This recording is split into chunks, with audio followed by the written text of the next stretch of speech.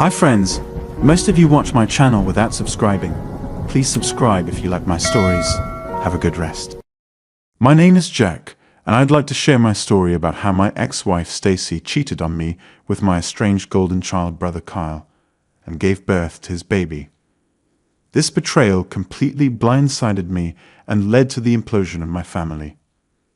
Even though my family treated me like an outsider growing up and always favored Kyle, I tried to reconnect with them as an adult.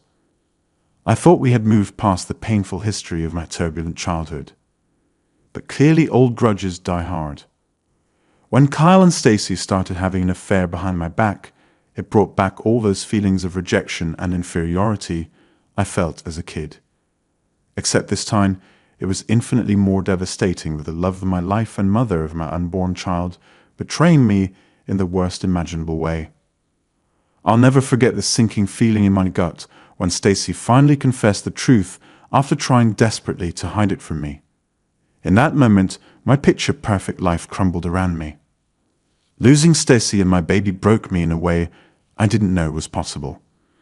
Then to have my family side with her and Kyle, essentially picking him over me once again, was the final nail in the coffin.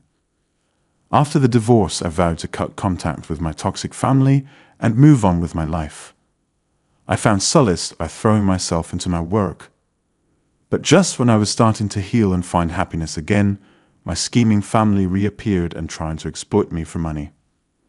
This opened old wounds and tested my resolve to protect myself from their manipulation. I knew I had to stand firm and not let them worsen the immense hurt they had already caused me.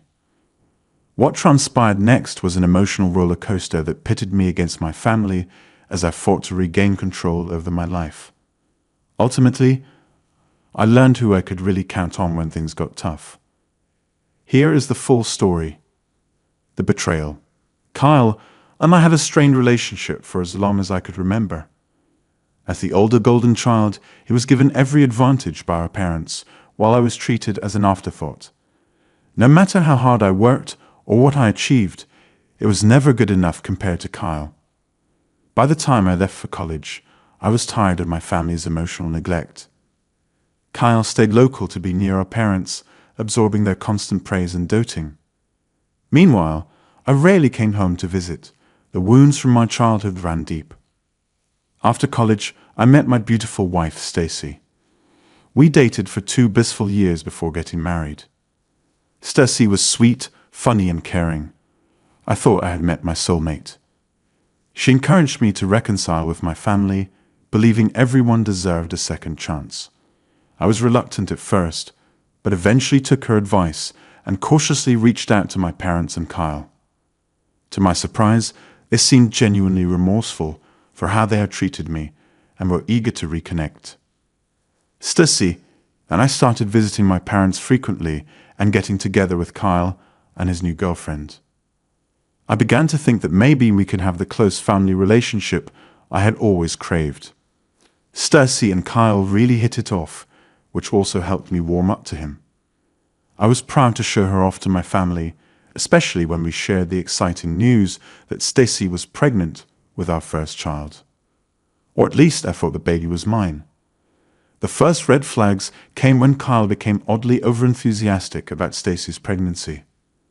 At family gatherings, he would touch her belly and talk to the baby in whispers that made me uncomfortable.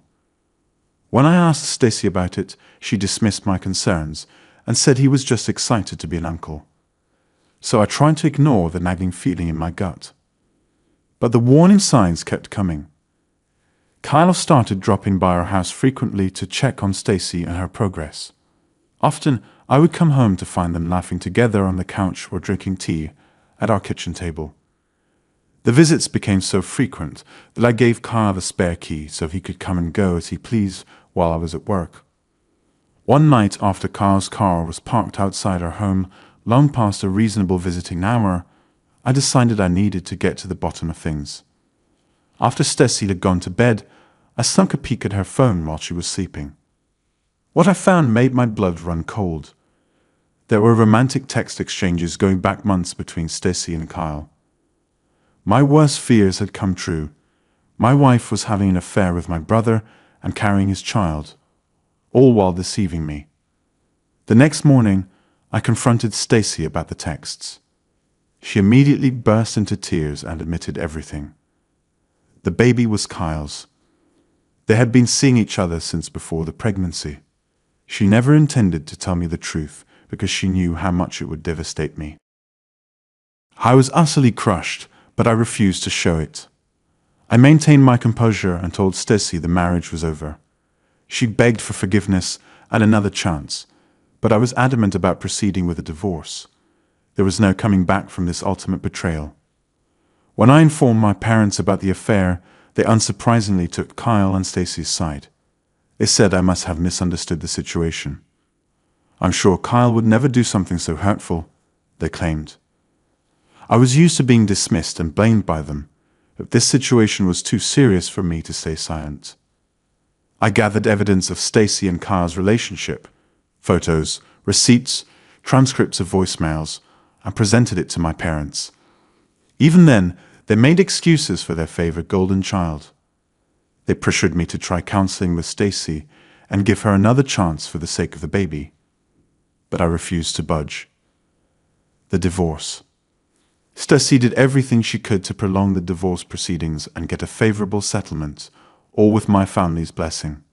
They provided glowing character references for her, saying I was impossible to live with. Her lawyer claimed I had been emotionally abusive and controlling. Allegations I knew were false but struggled to disprove. In the end, Stacy was granted a generous alimony and child support. She retained ownership of our house that I had paid for. No one cared about how she had lied and manipulated me for months. Justice certainly wasn't blind in this case. As the divorce finalized, Stacy announced on social media that she was engaged to Kyle, and they were planning a wedding. My parents eagerly offered to host their dream ceremony. Salt in the wound doesn't begin to describe how I felt. These people I had trusted most in the world had betrayed me without remorse. I descended into the darkest depression of my life after everything fell apart. But I refused to let it defeat me. I channeled the pain into motivation to rebuild and improve my circumstances. I threw myself into work and quickly earned a series of promotions and pay raises to support my new independent lifestyle. After clawing my way out of the abyss, I made peace with being alone. I had no desire to remarry or have kids after what I went through. I was laser-focused on advancing my career, surrounding myself with loyal friends I could count on, and trying to move past this traumatic betrayal. For 2 years I had no contact with my family or ex-wife. Out of sight, out of mind, or so I hoped. But unfortunately, the story doesn't end there. Update. Just when my life was getting back on track, my scheming family decided to slither back into the picture where they needed something from me. Money. The contact started innocuously with a message from my mother asking to meet up, because they missed me and wanted to clear the air. After all the drama surrounding my divorce, I politely declined at first, not wanting to reopen old wounds. But my mother's outreach became increasingly persistent. When I made the mistake of posting on social media about a work promotion and pay raise, my family pounced at the information. My father started hounding me to come visit them to celebrate my achievement. His flattery was thin cover for their real agenda. They knew about my increased income and wanted to squeeze money out of me. After countless dodged calls, texts, and ignored voicemails, my stubborn mother finally showed up at my office begging to talk. She refused to leave the reception area until I agreed to meet with my parents. I reluctantly promised I would visit them soon, just to get her out of my workplace. When I showed up at my parents' house a few days later, I immediately sensed something was off. They were overly accommodating and kept dropping not-so-subtle hints about having money troubles ever since Kyle lost his job. Of course, not once did they ask how I was doing or congratulate me on my promotion. After awkwardly dancing around the subject for far too long, my father finally cut to the chase. They needed me to help them financially so they could afford their lavish new house and keep up with bills. Kyle's unemployment and my mother's retirement meant they were struggling, despite the healthy settlement Stacy had received from me. I was flabbergasted at their boldness in asking this of me after everything they had put me through. I wanted to laugh in their faces. Did they really think I owed them anything after how callously they had treated me? But I held back my true feelings and calmly told them no, I would not be providing them any money. Their jaws dropped, clearly shocked that I wasn't simply going to hand over my paycheck. My father angrily insisted it was my responsibility as Kyle's brother to help family in difficult times. I countered that they had made it abundantly clear I was never really part of this family, and Kyle had directly wronged me in the worst possible way. I owed him less than nothing. Seeing they were getting nowhere with guilt and manipulation, my parents switched tactics. They tried pleading for sympathy, claiming they had no one else to turn to now that Kyle was out of work. I remained resolute, reminding them that they had picked my cheating ex-wife and backstabbing brother over me without hesitation. They chose to burn that bridge. Now they would have to lie in the bed they made. As I got up to leave, my distraught mother begged me to reconsider. She said I couldn't abandon my own flesh and blood. I calmly replied that I planned to do exactly that. They were no family of mine. I walked out the door without another word, finally feeling empowered to stand up for myself instead of being bullied into submission. I was done being kicked around by them. In the following weeks, my family made desperate last-ditch efforts to change my mind, all which I ignored. Kyle showed up unannounced at my door and demanded I stop this childish grudge and do the right thing. I didn't even give him the dignity of a response before shutting the door in his face. Soon after, I received a tearful phone call from Stacy lamenting her supposedly dire financial situation. She called me selfish and heartless for allowing the mother of my child to struggle. I hung up without hesitation. She was no longer my concern. Having struck out with guilt trips and pity plays, they resorted to outright threats. Kyle left threatening voicemails warning me I'd regret crossing him. My father yelled that I would deeply regret abandoning my only family. I dismissed their desperate attempts to intimidate me into compliance. When their scare tactics didn't work, my scheming family changed course again. Stacy filed legal papers demanding increased alimony payments from me, likely assuming I'd cave rather than fight it. But I was done being manipulated.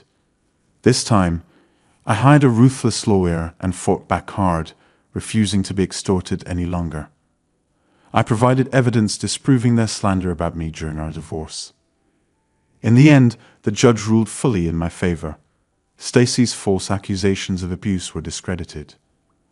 Her alimony request was thrown out completely. The look of shock and outrage on my family's faces as the verdict was read was priceless. For once, I had emerged victorious rather than being trodden upon. In the months since, my family has finally gotten the message and left me in peace. After a lifetime of being kicked around by them, I stand tall with my head held high. I will never allow myself to be betrayed or exploited by those cruel manipulators again. Sometimes, the only way to stop the cycle of abuse is to walk away for good. I have found happiness and freedom on my own terms. The past is dead to me now. I'm focused only on the bright future I have built far away from that toxic nest of lies, greed, and betrayal.